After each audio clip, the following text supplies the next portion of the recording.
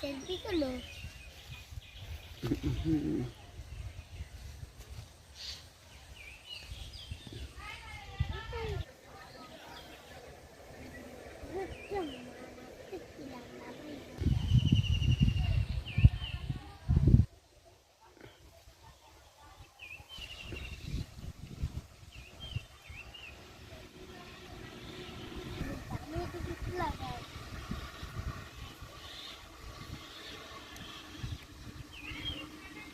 গেছিলা দাদু বাড়ি?